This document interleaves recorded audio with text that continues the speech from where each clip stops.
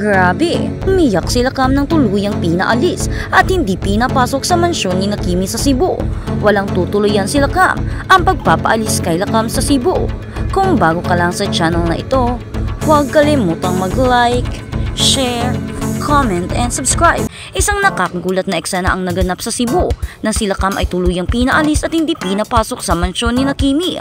Ang pangyayaring ito ay nagdulot ng matinding emosyon, hindi lamang kay Cam na napaiyak sa harap ng lahat, kundi pati na rin sa mga taong nakasaksi. Ang tensyon na namamagitan sa kanilang mga pamilya ay biglang lumutang sa publiko at nagbigay daan sa maraming katanungan kung ano nga ba ang tunay na dahilan sa likod ng ganitong mahigpit na hakbang. Ang biglaang pagpapalabas, ayon sa mga nakasaksi, dumating sila Cam sa mansyon dala ang kanyang mga gamit, umaasang siya'y tatanggapin ng normal, ngunit hindi inaasahan na sasalubungin siya ng malamig na pagturing. Pinutol agad ang kanyang pagpasok at sa halip ay pinakiusapan na umalis. Ang bigat ng sandaling iyon ay hindi maitago. Umagos ang luha nila Cam habang unti-unti niyang napagtanto na wala na siyang matutuluyan. Ramdam ang pagkabigla. Hindi lamang simpleng pagkadismaya ang naramdaman nila Cam. Ang kanyang mga luha ay simbolo ng pagkabigla at matinding panghihina ng loob. Sa loob ng mahabang panahon, inaasahan niya na ang mansyon na iyon ang magiging tahanan at kanlungan, ngunit biglang nagbago ang lahat. Ang pagtanggi na iyon ay tila pagputol sa koneksyon at pagkakaibigan na matagal nang naitatag. Ang papel ni Kimi. Sa gitna ng lahat, nakapokus ang atensyon sa papel ni Kimi. Siya ang pangunahing may kontrol sa kung sino ang maaaring pumasok o manatili sa mansyon. Marami ang nagtatanong kung bakit siya naging mahigpit kay Cam, gayong dati naman ay maganda ang kanilang ugnayan. Ang katahimikan ni Kimi ukol dito ay lalo lamang nagdulot ng mga haka-haka at espekulasyon mula sa mga nakapaligid, mga posibleng dahilan ng maraming anggulo. Ang titingnan tungkol sa dahilan ng pagpapalayas, una, maaaring may personal na alitan na matagal nang tinatago. Ikalawa, posibleng may isyo sa pananalapi o tiwala na nagugat ng mas malalim. Ikatlo, hindi maikakaila ang impluwensya ng ibang taong nakapaligid kay Kimi na maaaring nagtulak sa kanya na magdesisyon ng ganoon. Hanggang ngayon, wala pang malinaw na pahayag na nagmumula sa parehong panig epekto sa komunidad. Naging usap-usapan sa buong Cebu ang nangyari. Ang mga kapitbahay, kakilala at mga malalapit sa pamilya o malapit sa pamilya ay hindi naiwasang magbigay ng kani-kanilang opinyon. May ilan na kumakampi kay Cam, naniniwala na hindi nararapat ang ganitong klaseng pagtrato. Mayroon ding pumapanig kay Kimi, sinasabing may malalim na dahilan kung bakit siya umabot sa ganoong desisyon. Ang emosyonal na tama kay Cam. Hindi biro ang mawala ng matutuluyan, lalo na sa oras na ikaw ay umaasa ng suporta mula sa mga inaakalang kakampi. Ang luha nila Cam ay hindi lamang dahil sa pisikal na pagkawala ng tirahan, kundi dahil sa emosyonal na pagkabigla ng hindi pagkakatanggap. Ang kanyang kalagayan ngayon ay nagbibigay diin sa kahalagahan ng pamilya, pagkakaibigan at tiwala. Kalagayan pagkatapos ng pangyayari. Pagkatapos ng insidente, napilitang maghanap sila Cam ng pansamantalang matutuluyan. Ayon sa mga malapit sa kanya, siya ay nagtungo muna sa isang kaibigan sa lungsod upang magpahinga at mag-isip. Ngunit hindi maikakaila na ang bigat ng nangyayari ay mahirap basta-basta kalimutan.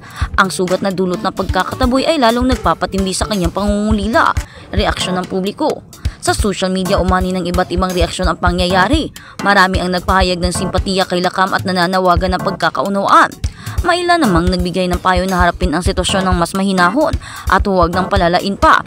Ang matinding emosyon na dala ng balitang ito ay nagpapakita kung gaano kalalim ang koneksyon ng mga tao sa mga pangyayaring tulad nito. Mga aral na maaaring makuha.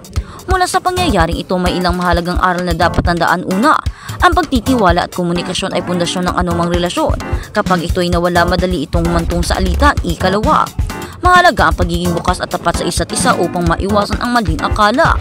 Panghuli, ang pagpapatawad at pag-unawa ay nananatiling pinakamahalagang susi upang maibalik ang kapayapaan. Ang susunod na hakbang. Habang patuloy ang usapin, marami ang umaasa na magkakaroon ng pagkakataon na magkausap ng maayos sina Kimi at Cam. Kung sakaling maayos pa ang kanilang hindi pagkakaunawaan, malaki ang posibilidad na muling mabuo ang tiwala. Gayunpaman, kung mananatiling sarado ang pintuan, malamang na magpatuloy ang malamig na relasyon. Tumitinding tensyon. Ang pangyayaring ito ay tila nagsilbing mitsa ng mga mas malawak na tensyon sa pagitan ng kanilang mga pamilya. Ang bawat kilos at salita ay masusing binabantayan ngayon ng publiko. Bawat hakbang ay may posibilidad na magdagdag o magbawas sa kasalukuyang alitan, lalong nagiging mahirap para sa magkabilang panig na makahanap ng solusyon. hinaharap nila Cam. Sa kabila ng lahat, nakikita sa determinasyon nila Cam ang kanyang lakas ng loob. Bagaman siya'y umiyak at labis na nasaktan, hindi ibig sabihin na siya'y ibibigay. Ang kanyang hinaharap ay nakasalaysay sa kakayahan niyang bumangon mula sa pagkadapa. Maraming naniniwala na sa tamang panahon, makakahanap siya ng bagong landas na magbibigay sa kanya ng kapayapaan, pagtatapos at pag-asa. Ang pag-alis nila Cam mula sa mansyon ni Kimi ay hindi lamang simpleng pangyayari, kundi isang malalim na paalala kung paano ang mga relasyon ay maaaring magbago sa isang iglap. Habang masakit at mabigat ang nangyayari, may pag-asa pa rin na ang lahat ay magbunga ng aral at mas matibay na pananaw. Ang hinaharap ay nakasalaysay sa kanilang kahandaang magpatawad, umunawa at magpatuloy. At sa kabilang banda, ibinahagi ni Kim Chiu ang update sa buhay, mga behind the scene na larawan mula sa set na kanyang pinagpapaguran ngayon at pinagkakabisihan. Na isang post sa kanyang Instagram account noong linggo, ibinahagi ng kapamilya actress host na si Kim Chiu ang life update niya. Isinulat niya na andito siya sa Cebu at nag-a-update siya tungkol sa kanyang buhay dito. Siguro nga naman ay andito siya sa Cebu at tama nga yung mga haka-haka na nagkaroon sila ng alitan nila Cam.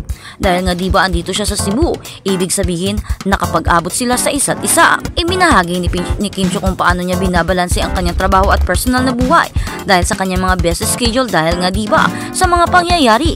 Busy nga siya sa pagtitaping ng kanilang bagong pelikulang The Alibi. Meron pa silang problema sa kanilang pamilya at tahanan. Ayun na nga ay tungkol sa alitan nilang dalawa nila Cam. Ang tanong ng karamihan, magkakaayos ba ang dalawa? At kumusta nga kaya si Kim inside? Maaganda at maayos lang ba ang kanyang pakiramdam? Tanggap ba niya ang nangyayari sa kanilang dalawa nila Cam? Ang alitan sa kanilang pamilya, ang pagkakaroon ng hindi magandang relasyon at ang pagkakabuwag ng kanilang matinding samahan. Tanggap nga ba ni Kim at kaya nga ba niyang tanggapin? Ano nga ba ang totoo? Totoo ba ang pinapakitang ngiti ni Kim Chiu sa harap ng maraming tao lalo na sa set? Pero paano kaya sa bahay nila? Paano kaya at ano kaya ang nasa isip niya? Ano kaya ang iniisip niya ngayon at ano kaya ang mga plano niya? Lalo pat isa sa pinakamahalagang tao at pinakamamahal na tao ang nawala sa kanyang buhay. Ang taong matagal na niyang minamahal at pinakakaingatan, ang kanyang ate Cam, na matindi at sobrang pinagkakatiwalaan niya at sobrang pinakakahalagahan. Kaya naman, marami ang nagtatanong, paano at kumusta nga ba si Kimi? Oo, masaya siya sa taping ng The Alibi, pero paano sa tahanan nila? Paano sa loob ng kwarto niya? Masaya nga ba siya desisyon? Lalo pat pinaalis na nila sila Cam at hindi na pinapasok sa mansyon at talaga namang tinapos na nila ang koneksyon at relasyon sa dalawa. Kaya naman marami ngayon ang nagtatanong, buo nga ba ang desisyong ibinigay ni Kim o si Kim Chiu nga ba ang nagbibigay ng desisyon noon na huwag nang papasukin sila Cam at paalisin na sa kanilang mansyon para mas maging malinaw at para mas magkaroon ng peace doon sa bahay nila.